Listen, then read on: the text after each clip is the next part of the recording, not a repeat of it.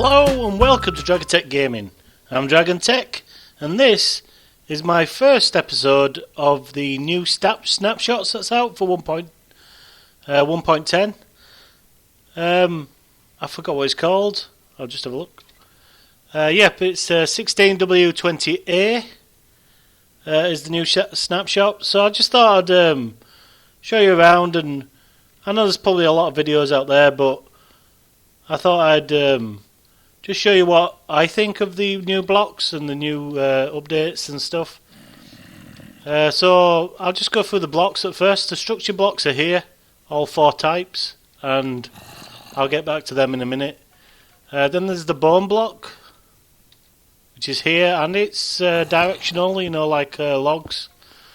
So you can put it sideways or vertically or horizontally like this. And you craft that by using bone meal, which is a bit weird. So yeah, just a bone meal in a full crafting space like that, all 9 squares, and you get bone meal, the bone block. What else have we got? We've got the red nether brick, which is an unusual texture.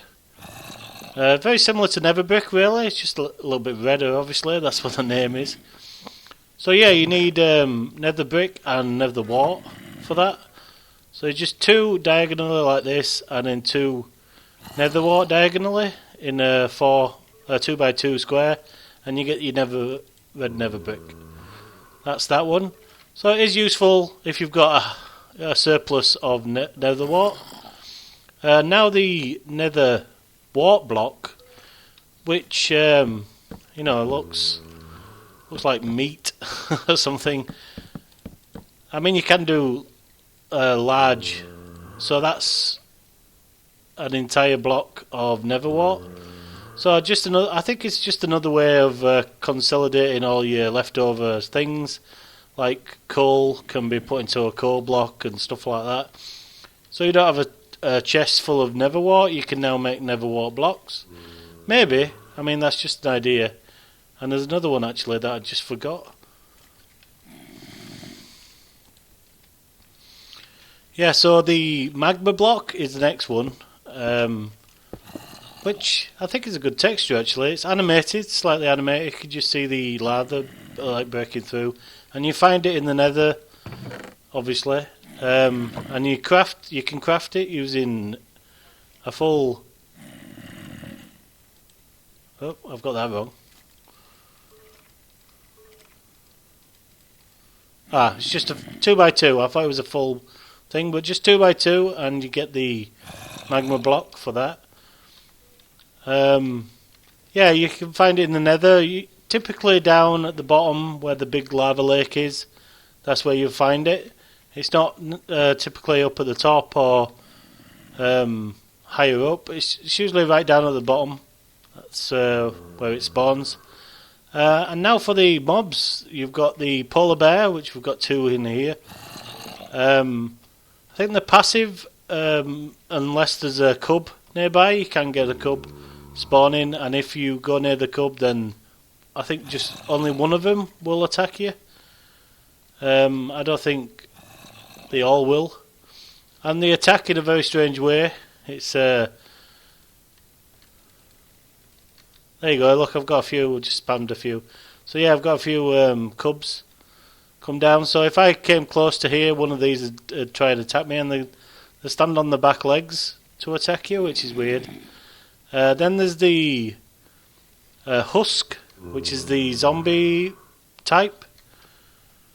The differences between this and the normal zombie is that they only spawn in desert or warm biomes, should I say, not just desert, but warm.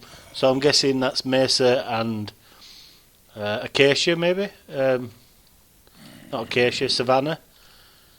And then there's the stray, which is the skeleton type, a type of skeleton, which only spawns in polar regions, so ice biomes. I think it might be just ice spike biomes, actually. I'm not too sure. Don't quote me on that.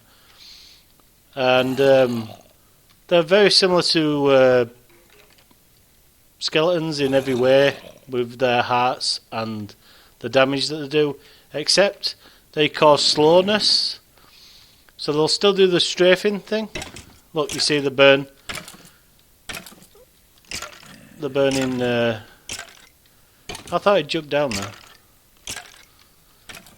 Yeah, so they burn in sunlight just like normal skeletons, but they inflict slowness on you when they hit you. So they're going to be. Skeletons are already difficult to deal with, so these are going to be even harder. And when you kill them, you do get a chance of getting a slow arrow, one of the new slow arrow tipped arrows. So yeah, not very useful, but an interesting addition, I think. It's always nice to get new mobs, but I think they should. It's easy to use the same AI and stuff like that, because they're pretty much zombies. They attack villages, and they new ones will spawn if you attack them, and you can get overcrowded. You know, what's the word? Swarmed by them. And same with the strays. They're very similar to skeletons. They'll strafe around, you know, and fire bows at you and fire arrows at you. Sorry.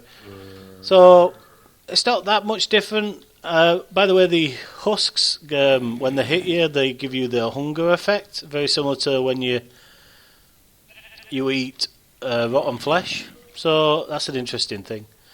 But the main thing that I am interested in as an avid builder is the structure blocks, really. I think I've always wanted World Edit, and I've never been able to get it because my computer... Well, I've tried to get the mod, and I just haven't got around to it, really. I'm not a technical person when it comes to computers. So these kind of things... you know, I can think of millions of ways that I can use them. So I've been messing about with them a little bit, only a little bit. Just very simple designs. I've just copied and pasted this block of cobblestone everywhere. And also I've been toying with the idea of, you know, filling large areas, because that's what's good about World Edit, is that you can just choose an area and fill it totally with that block, and it'll take over any blocks that are in the way. So if you did have some blocks here, for instance, and you spawn some more, it'll just go straight through it. So that's good. So you could, like, if you wanted an area covered in paving or something like that, you could just copy and paste loads of areas. And the biggest area you can do is 32 by 32 by 32. I know that because if you type in anything more than that, it'll just revert back to 32 again. The data one doesn't actually do anything at the moment. I think that'll be probably added later. The save is where you save the structure that you want, and then the load is to load it again, and finally the corner one is still working on that. I've been watching a few videos. I think I might have got the hang of it, but I'm not going to do a tutorial on it. You'll have to look for somebody else's, guys, because I'm not proficient enough at the moment. It's still work in progress. But yeah, I just thought I'd give you a quick idea of what I think of all these new blocks. I mean, the bone blocks also, they're throughout the world. There's underground, there's fossils to be found, which is the bone blocks in different shapes. I think there's like 5 or 6 different shapes. That's just an estimate, I guess. I have no idea how many different shapes. It's like skulls and rib cages and stuff like that that you can get. So you'll meet them as you dig in underground, which I think is interesting. It's something different to see as you're digging around. And like I said, the nether wart block is useful to just consolidate your nether wart, really. If you've got chests and chests of it, you can make it into blocks, and suddenly you won't have as much. And also you can make this decorative block as well, the red nether brick.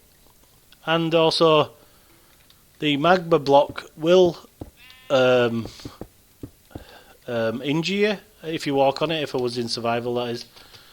When you walk on it, it's very similar to the cactus damage, but it doesn't destroy items like cactus does. So that's a bonus. And so there's possibilities of making it into mob killers or mob XP grinders and stuff like that. Maybe I'm still looking into that. Yeah, so yeah, you take a damage as you're walking across it, but it's not burn damage, it's not fire damage. It's just like cactus damage, very similar. Just half a heart every time you spend a tick on there. So yeah, so that's about it. So I hope you enjoyed this, guys. It's just a quick update, a quick video about the update. If you want me to do more of these, don't forget to leave a like, and if you haven't already, please subscribe.